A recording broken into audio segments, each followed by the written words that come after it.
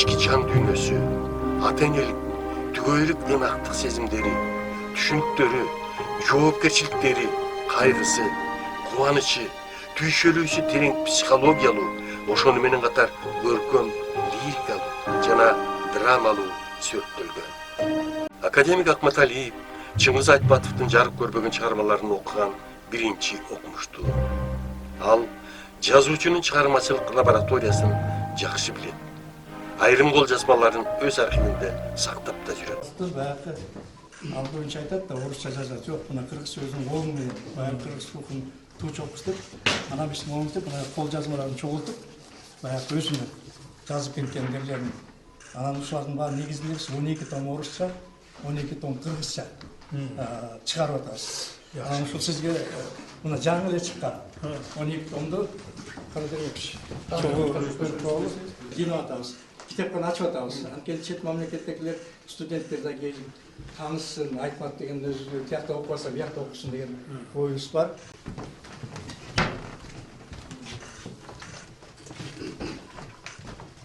Карыган кытыл дейт. Кайсы эме? Моңгол тилби же кайсы?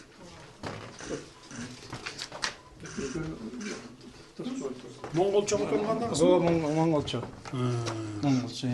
Карыган кытыл. Бардык тилдерде бар. Bizde Английча немис, bu жерде olsa Кытай, Япон, мына Кытайдыкы, Япон, bu жерде Индия, Индиянын ар түрдүү бир 30 тилдер бар экен ичинде. Ошонун баарын жыйнап Ар атабыз. кайсы эме региондор өз-өзүнчө эме да. Чоң иштерди жүргүзгөн азамат.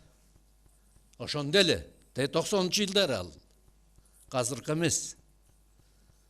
Дээринде бар да, жүрөгүндө бар. Бул киши бөлөк киши. Экинчisi Айтматов дегенде Акматалиев жанында кошо жүрөт да, каалайсыңбы, каалабайсың. Себеби Айтматов ведение деген филологияда, филология илими аябай чоң, татаал, ардактуу илим биз сыйлаган.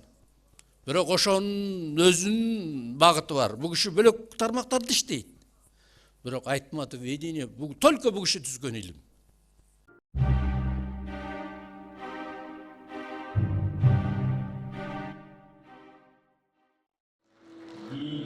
Баяндама жасоо үчүн сахнага чакырылат филология илимдеринин кандидаты Разия Сындыбаева.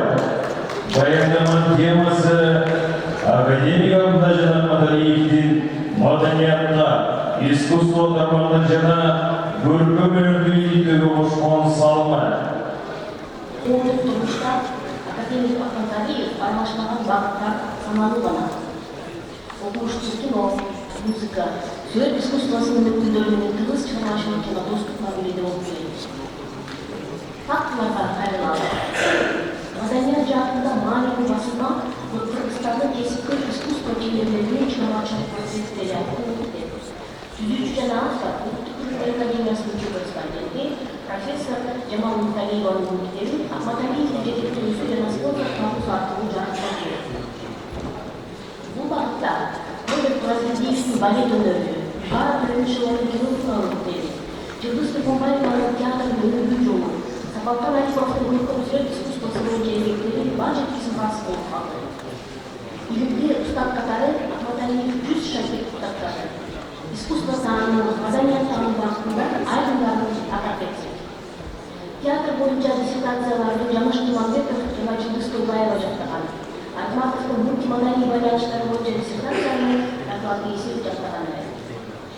Алгач 125 күнүн студия альбом катары топтоп, Эмиров Дастан Сармановдун жардамы менен чыгарып, кийин Акматалиев кыргыз күй ырлары жана күй баяндары аттуу жыйнакты эл адабияты сериясында чыгарууга шарт түзүп берген. Акматалиев кинотармактуулугу кызматташтыкта режиссер Бакыт Карабуловдун «Кушель», «Заманчынын жолу», «Мампур» киноленталарында, Төрөкул Айтматов аттуу даректүү фильмде, Токтобек Үсеновдун «Манасчылар» даректүү тасмасында адами кеңешчи катары иштеди.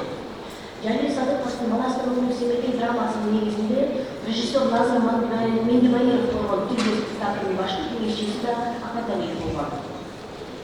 Искусствонун көп кырдуу тармагынын бири болгон сүрөт жана скульптурада Акматалиев бул жазуучу Айтматовдун элесин чагылдырууда сүрөтчүлөр менен көп иштейт. Мындай кызматташууда САП башчылары Алай Усмалиев, Жолдошалы Бузмакулов жана Эмир Ишмухамедов. Мына бүгүн да ушул жыйынга келе жатканда академиянын алдына Ахматалиевдин идеясын чагылдырып, Султанмуратовдун эрте келген тумаларын үчүн Майсалбектин катын окуп, Айтматовдун планетаны ашып, ааламга тараган китептерин тизбектеген, улуу жазуучу менен руханий баарлашууга үндөгөн таш жана кол жүктөрүлөрдү силерге тосуп алды. 17 ыр жыйнактын философия, пейзаждык, жарандык жана сүйүү лирикалыклардын автору Ахматалиевге жана чыгармачылыгына берилген баалардан акын менен окумуштуунун синтезинен жаралган поэзия, сыжгуу туумдарга бай поэтика, улуттук колорит жана рухий өзөктөрдү камтыган поэзия. Сардарбек Жумалиев, Эсенбек Бадамбетов, Алымбек Коробаев, Доктурбек Курманбетов, Обончук Гама Сагындыкова Ахматалиевдин поэзиясына кайрылган авторлордон. Практика, пропаганда жана популяризация билим менен тыгыз байланышта болуу керек деген тезисти бекем тутуш керек дейт академик Ахматалиев. 2018 жылы Кыргыз Республикасынын сот органдары Айтматовдун юбилейине карата Чыңгыз Айтматов Боор ааламы аттуу театр сынагын Айтматов атындагы Тил жана Адабият институту менен бирге 8 жыл чыгарманы сактага алып чыкты эле. Профессионал режиссер менен иштешип, актерлук кесипке сүйүү берген адвокат жана соттор, прокурор жана тергөөчүлөр образга ушунча берилип, эми биз өмүр бою театрды жүрөгүбүздө сактаган өнөр туткуну болдук деп кубануу менен айтышкан. Жаш көрөрмандарды каныктандырууда Ахматалиев мектептер менен ар дайым байланышта. Айтматовдун чыгармаларын окуп, сахнага алуучу мыкмасы колдоп, Устат Шакир Борборунун улуттук театр ийгилеринин кеңеш берип, балдарды китеп окууга үгүттөйт. Учурда улуттук театрдан тарбия алган улан кыздар Кыргызстан жана Россиянын алдыңкы театрларда окуу жарыягын аяктап, Бишкек жана Оштун драмалык театрларында иштеп калды. Бүгүнкү Демир Комуздагы сиздерди шаңдуу козуп алган Устат Шакир Борборунун жана Доктор Сакырганов атындагы 69 мектептин окуучулары жана алардын устаты Саябек Токтосундун Атаева жетектеген. Бул жакка бекеринен келген жок. Алар Айтматов ийгинин күчөлөрү, музыка, китеп жана театрга бала кезден сугартып келген жаш буын. Ким билет, мүмкүн арасынан келечекте Ахматалиевге шакирт болом деп чыккан жаштар чыгар. Кыска баяндамада айтылган өлөө видео тасмада.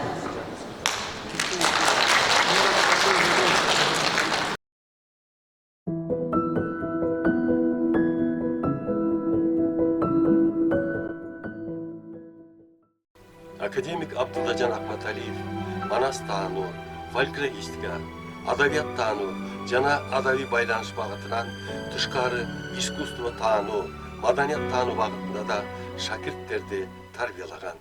Мен өзүмдүн ишиме байланыштуу өзгөчө мурун адабият жана искусство деген институт бар болчу.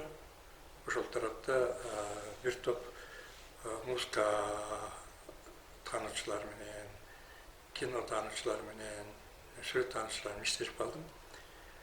Анан өзүм 4 көркөм фильмге, 2 документальный фильмге консультант болдум. Анан ойлоп көрдүм, бизден эмне үчүн маданият, искусство тарабынан илимдин кандидаттары, докторлору даярдалып чыкпайт депчи. Анан Тойбаева театр боюнча, Кулманбетов театр боюнча, анан Розаманова музыка боюнча диссертацияларын жазышты. Өсүп келаткан таланттар Разия Сыртыбаева, Өмүрзак Кайыпов жана Самат Көчөрбаев агайына келишип, кенже эпостор менен элдик байымаларды дискиге түшүрүүнү кеңешишет. Абдуллажан Ахматалиев идеяны колдойт жана аларга кеңешчилик милдет аткарат. Эгемендүүлүктүн 5 жылдыгына карата менде бир идея болду. Ошо залкар күбөлөр деген диски чыгаруу жөнүндө. Анан биздин кол жазмалар бөлүмүндө 500дөн ашык лента бар. Алардын баардыгы бири-бирине чапталып калганда, бул ойду алгач Асан Абайтекке, Будайбек Сабыровна, Балбай Алагушевка, Асан Кайбылдаевка айттым. Алар аябай жакшы ой экен деп, анан 125 күнү эмесин түздүк.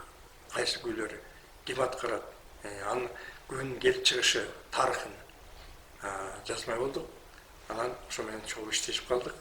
Абдылдажан Акматалиевдин демилгеси жана кеңешчилиги менен 125 күйүнү камтыган Залкар күйлөр деп аталган серия Кыргызстандын эгемендүүлүгүнүн 5 жылдыгына арналып, Асан Кайбылдаев, Балбай Алагушев, Будайбек Сабырбек уулунун жардамынын аркасында спонсордун жардамы менен дискиге чыгат. Бирок аны ишке ашырыш керек болчу. Финанс иштедик. Ана мен Кыргыз алтындын генеральный директору Дастан Сарыгуловго бардым. Дастан Сарыгулов бул ишти аябай колдоду. 125 күнү биз жаздырдык, дискиге чыгардык. Анан ошол эле маалда Дастан Сарыгулов Залкар акындар деген китеп чыгаралы деп, бир 3 томго Жең жоктон баштап, жана Үмөталы, Калмырза, Колмырза, Чоңду дегендердин биринчи жолу басмадан чыгардык. Анан экинчи этап ошо кылмышчылардын конкурсун уюштура баштадык. Бул серияны колго алган Дастан Сарыгулов 3 жыл катары менен коомчулардын конкурсун уюштуруп, коомчулуктун көңүлүн маданий мурасты сактоого жана коргоого бурат. Акматалиев иш-чаралардын уюштуруучуларынын бири болот.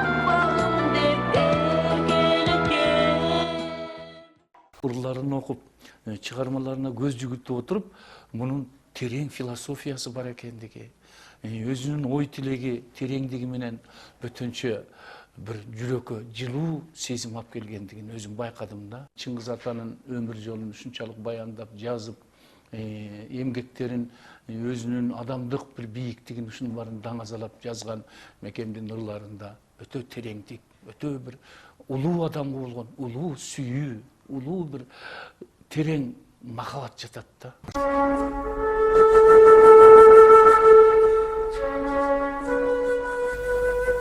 Кудай берет ар адамга тагдырды. Мен дөтөмүн, сен дөтөсүң акыры.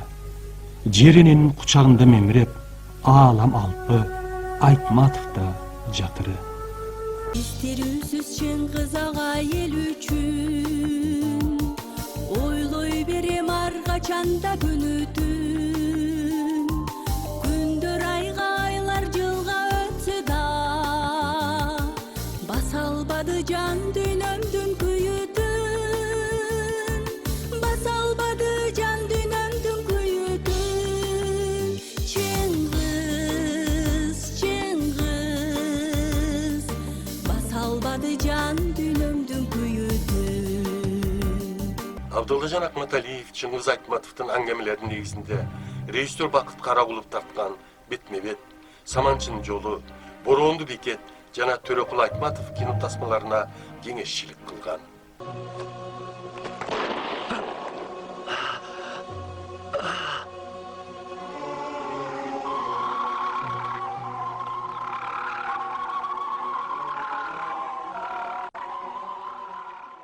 Режиссер Назым Меңдебайыров, драматург Жалил Садыковдун Манастын уулу Семетей драмасынын негизинде койгон Төлгө спектаклинин башкы кеңешчиси Абдылдажан Акматалиев болгон. Ал режиссерго Саякбай Каралаевдин вариантындагы Тайторуну чапканы текстинен спектакльга кошуу жөнүндө кеңештерин берген.